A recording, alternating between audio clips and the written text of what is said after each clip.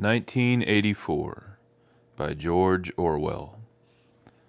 Part 1, Chapter 4. With the deep, unconscious sigh which not even the nearness of the telescreen could prevent him from uttering when his day's work started, Winston pulled the speakwrite towards him, blew the dust from its mouthpiece, and put on his spectacles. Then he unrolled and clipped together 4 small cylinders of paper which had already flopped out of the pneumatic tube on the right-hand side of his desk. In the walls of the cubicle there were 3 orifices. To the right of the speakwrite, a small pneumatic tube for written messages, to the left, a larger one for newspapers, and in the side wall, within easy reach of Winston's arm, a large oblong slit protected by a wire grating. This last was for the disposal of waste paper. Similar slits existed in thousands or tens of thousands throughout the building, not only in every room, but at short intervals in every corridor. For some reason, they were nicknamed memory holes. When one knew that any document was due for destruction, or even when one saw a scrap of waste paper lying about, it was an automatic action to lift the flap of the nearest memory hole and drop it in, whereupon it would be whirled away on a current of warm air to the enormous furnaces which were hidden somewhere in the recesses of the building. Winston examined the 4 slips of paper which he had unrolled. Each contained a message of only 1 or 2 lines in the abbreviated jargon, not actually newspeak, but consisting largely of newspeak words which was used in the ministry for internal purposes. They ran: Times 17.3.84 BB speech malreported, Africa rectify. Times 19.12.83 Forecasts 3 YP 4th quarter 83 misprints verify current issue.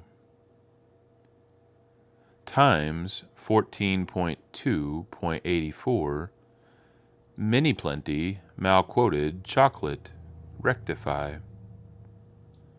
Times 3.12.83 reporting BB day order double plus ungood refs Unpersons rewrite fullwise upsub antifiling. With a faint feeling of satisfaction, Winston laid the 4th message aside. It was an intricate and responsible job and had better be dealt with last. The other 3 were routine matters, though the second one would probably mean some tedious wading through lists of figures. Winston dialed back numbers on the telescreen and called for the appropriate issues of the Times, which slid out of the pneumatic tube after only a few minutes' delay. The messages he had received referred to articles or news items which, for one reason or another, it was thought necessary to alter or, as the official phrase had it, to rectify. For example, it appeared from the Times of the 17th of March that the Big Brother, in his speech of the previous day, had predicted that the South Indian front would remain quiet, but that a Eurasian offensive would shortly be launched in North Africa. As it happened, the Eurasian Higher Command had launched its offensive in South India and left North Africa alone. It was therefore necessary to rewrite a paragraph of Big Brother's speech in such a way as to make him predict the thing that had actually happened.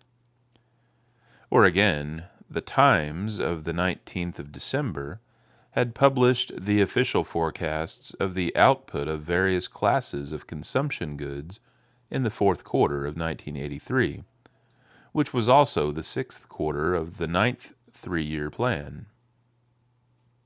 Today's issue contained a statement of the actual output, from which it appeared that the forecasts were in every instance grossly wrong.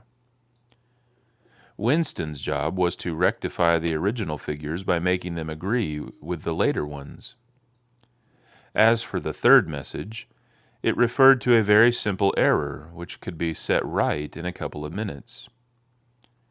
As short a time ago as February, the Ministry of Plenty had issued a promise, a categorical pledge were the official words, that there would be no reduction of the chocolate ration during 1984. Actually, as Winston was aware, the chocolate ration was to be reduced from 30 grams to 20 at the end of the present week. All that was needed was to substitute for the original promise a warning that it would probably be necessary to reduce the ration at some time in April. As soon as Winston had dealt with each of the messages, he clipped his speak-written corrections to the appropriate copy of the Times and pushed them into the pneumatic tube. Then, with a movement which was as nearly as possible unconscious, he crumpled up the original message and any notes that he himself had made, and dropped them into the memory hole to be devoured by the flames. What happened in the unseen labyrinth to which the pneumatic tubes led he did not know in detail, but he did know in general terms. As soon as all the corrections which happened to be necessary in any particular number of the Times had been assembled and collated, that number would be reprinted, the original copy destroyed, and the corrected copy placed on the files in its stead. This process of continuous alteration was applied not only to newspapers, but to books, periodicals, pamphlets, posters, leaflets, films, soundtracks, cartoons, photographs, to every kind of literature or documentation which might conceivably hold any political or ideological significance. Day by day, and almost minute by minute, the past was brought up to date. In this way, every prediction made by the party could be shown by documentary evidence to have been correct. Nor was any item of news, or any expression of opinion, which conflicted with the needs of the moment, ever allowed to remain on record. All history was a palimpsest, scraped clean and reinscribed exactly as often as was necessary. In no case would it have been possible, once the deed was done, to prove that any falsification had taken place. The largest section of the records department, far larger than the one on which Winston worked, consisted simply of persons whose duty it was to track down and collect all copies of books, newspapers, and other documents which had been superseded and were due for destruction. A number of the Times, which might, because of changes in political alignment or mistaken prophecies uttered by Big Brother, have been rewritten a dozen times, still stood on the files bearing its original date, and no other copy existed to contradict it. Books also were recalled and rewritten again and again, and were invariably reissued without any admission that any alteration had been made. Even the written instructions which Winston received, and which he invariably got rid of as soon as he had dealt with them, never stated or implied that an act of forgery was to be committed. Always the reference was to slips, errors, misprints, or misquotations, which it was necessary to put right in the interests of accuracy. But actually, he thought as he readjusted the Ministry of Plenty's figures, it was not even forgery. It was merely the substitution of one piece of nonsense for another. Most of the material that you were dealing with had no connection with anything in the real world, not even the kind of connection that is contained in a direct lie. Statistics were just as much a fantasy in their original version as in their rectified version. A great deal of the time you were expected to make them up out of your head. For example, the Ministry of Plenty's forecast had estimated the output of boots for the quarter at 145 million pairs. The actual output was given as 62 millions. Winston, however, in rewriting the forecast, marked the figure down to 57 millions so as to allow for the usual claim that the quota had been overfulfilled. In any case, 62 millions was no nearer the truth than 57 millions, or than 145 millions. Very likely no boots had been produced at all. Likelier still, nobody knew how many had been produced, much less cared. All one knew was that every quarter astronomical numbers of boots were produced on paper, while perhaps half the population of Oceania went barefoot.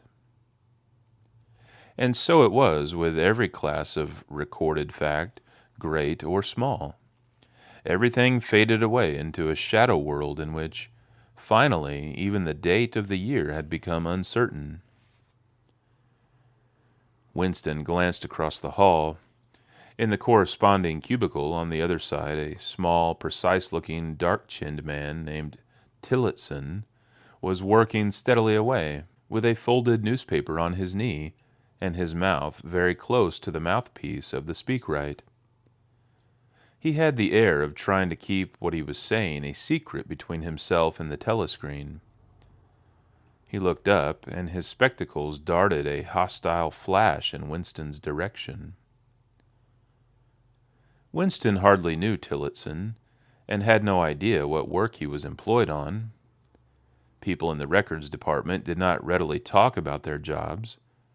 In the long windowless hall, with its double row of cubicles and its endless rustle of papers and hum of voices murmuring into speakwrites, there were quite a dozen people whom Winston did not even know by name, though he daily saw them hurrying to and fro in the corridors or gesticulating in the 2 minutes hate. He knew that in the cubicle next to him, the little woman with sandy hair toiled day in, day out, simply at tracking down and deleting from the press the names of people who had been vaporized and were therefore considered never to have existed. There was a certain fitness in this, since her own husband had been vaporized a couple of years earlier.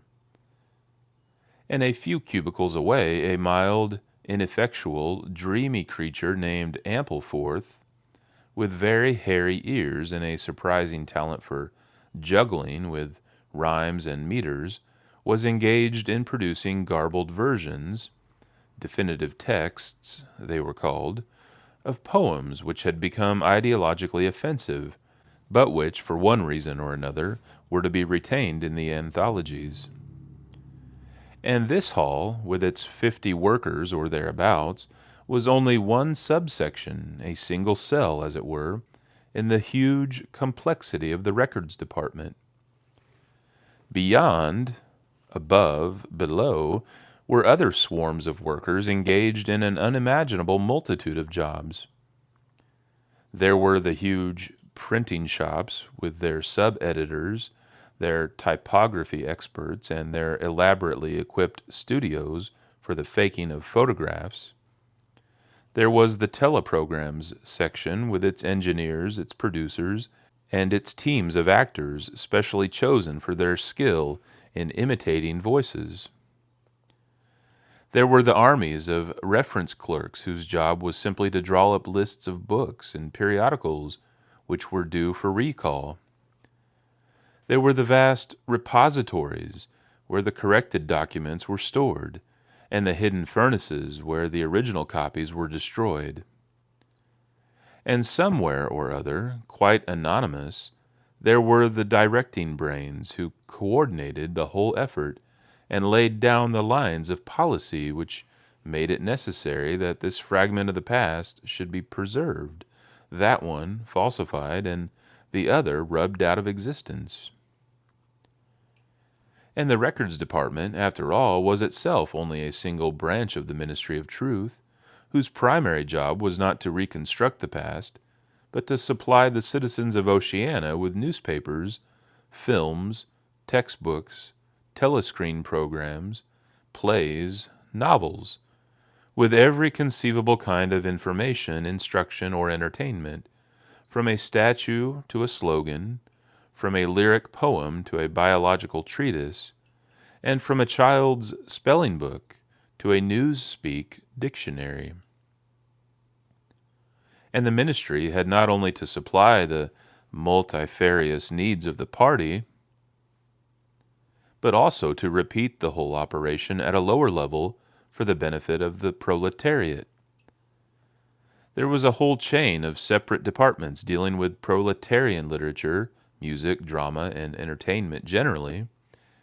Here were produced rubbishy newspapers containing almost nothing except sport, crime, and astrology, sensational 5-cent novelettes, films oozing with sex, and sentimental songs which were composed entirely by mechanical means on a special kind of kaleidoscope known as a versificator.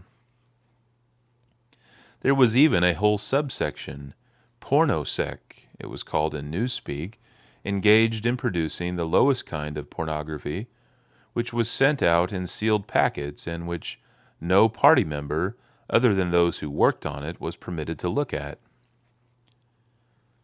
3 messages had slid out of the pneumatic tube while Winston was working, but they were simple matters, and he had disposed of them before the 2 minutes' hate interrupted him. When the hate was over, he returned to his cubicle, took the Newspeak dictionary from the shelf, pushed the speakwrite to one side, cleaned his spectacles, and settled down to his main job of the morning. Winston's greatest pleasure in life was in his work. Most of it was a tedious routine, but included in it there were also jobs so difficult and intricate that you could lose yourself in them as in the depths of a mathematical problem. Delicate pieces of forgery in which you had nothing to guide you except your knowledge of the principles of ingsoc and your estimate of what the party wanted you to say. Winston was good at this kind of thing. On occasion, he had even been entrusted with the rectification of the Times's leading articles, which were written entirely in newspeak.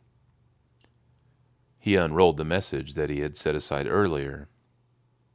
It ran, Times 3.12.83, reporting BB day order double plus ungood, refs, unpersons, rewrite fullwise up sub antifiling. In old speak, or standard English, this might be rendered, the reporting of Big Brother's order for the day in the Timeses of December 3rd, 1983, is extremely unsatisfactory and makes references to non-existent persons. Rewrite it in full and submit your draft to higher authority before filing. Winston read through the offending article. Big Brother's order for the day, it seemed, had been chiefly devoted to praising the work of an organization known as FFCC, which supplied cigarettes and other comforts to the sailors in the floating fortresses. A certain Comrade Withers, a prominent member of the inner party, had been singled out for special mention and awarded a decoration, the Order of Conspicuous Merit, 2nd class. 3 months later, FFCC had suddenly been dissolved with no reasons given. One could assume that Withers and his associates were now in disgrace, but there had been no report of the matter in the press or on the telescreen. That was to be expected, since it was unusual for political offenders to be put on trial or even publicly denounced. The great purges involving thousands of people, with public trials of traitors and thought criminals who made abject confession of their crimes and were afterwards executed, were special showpieces not occurring oftener than once in a couple of years. More commonly, people who had incurred the displeasure of the party simply disappeared and were never heard of again. One never had the smallest clue as to what had happened to them. In some cases, they might not even be dead. Perhaps 30 people personally known to Winston, not counting his parents, had disappeared at one time or another. Winston stroked his nose gently with a paperclip. In the cubicle across the way, Comrade Tillotson was still crouching secretively over his speakwrite. He raised his head for a moment. Again, the hostile spectacle flash. Winston wondered whether Comrade Tillotson was engaged on the same job as himself. It was perfectly possible. So tricky a piece of work would never be entrusted to a single person. On the other hand, to turn it over to a committee would be to admit openly that an act of fabrication was taking place.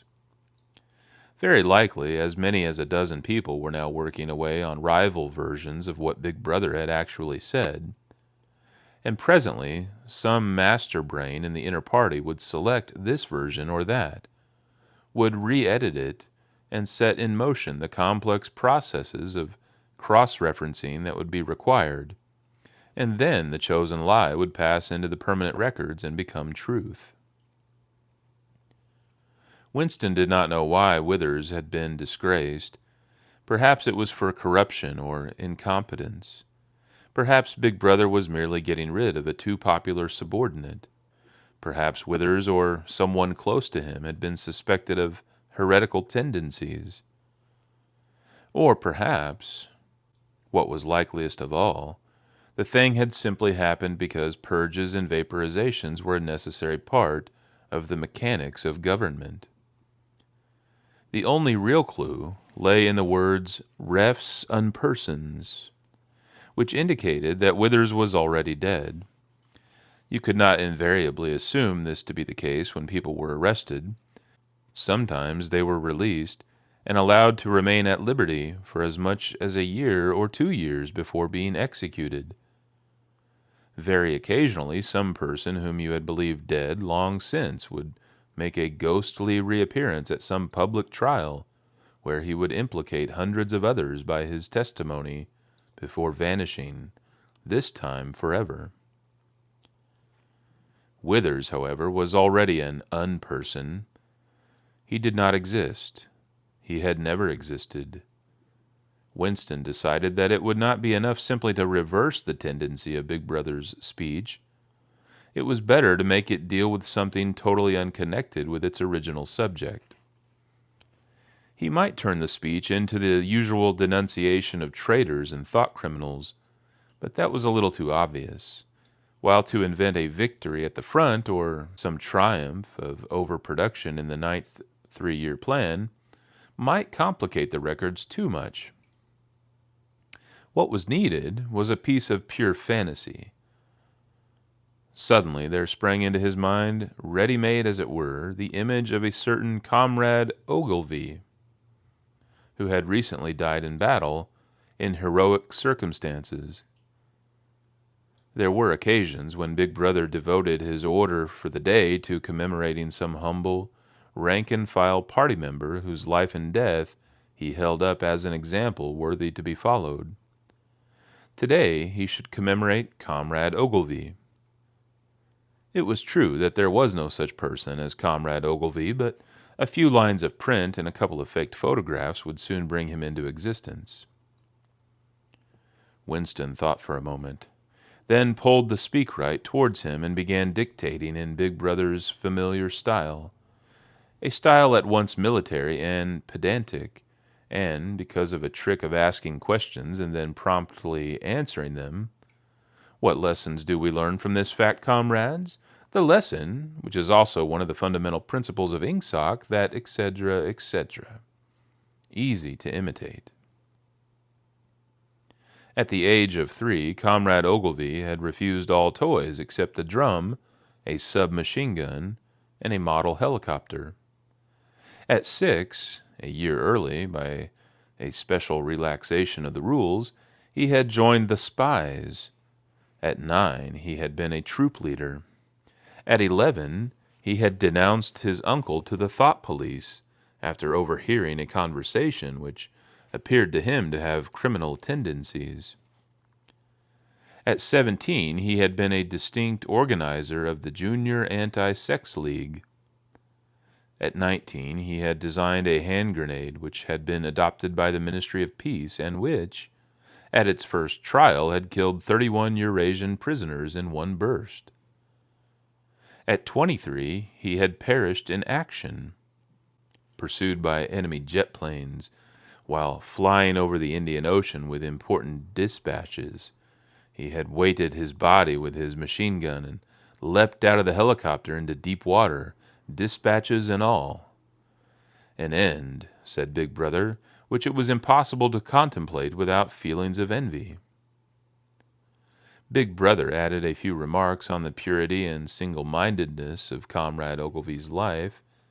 He was a total abstainer and a non-smoker, had no recreations except a daily hour in the gymnasium, and had taken a vow of celibacy, believing marriage and the care of a family to be incompatible with a 24-hour-a-day devotion to duty. He had no subjects of conversation except the principles of Ingsoc, and no aim in life except the defeat of the Eurasian enemy and the hunting down of spies, saboteurs, thought criminals, and traitors generally. Winston debated with himself whether to award Comrade Ogilvy the Order of Conspicuous Merit. In the end, he decided against it because of the unnecessary cross-referencing that it would entail. Once again, he glanced at his rival in the opposite cubicle. Something seemed to tell him with certainty that Tillotson was busy on the same job as himself. There was no way of knowing whose job would finally be adopted, but he felt a profound conviction that it would be his own. Comrade Ogilvy, unimagined an hour ago, was now a fact. It struck him as curious that you could create dead men, but not living ones. Comrade Ogilvy, who had never existed in the present, now existed in the past, and when once the act of forgery was forgotten, he would exist just as authentically and upon the same evidence as Charlemagne or Julius Caesar.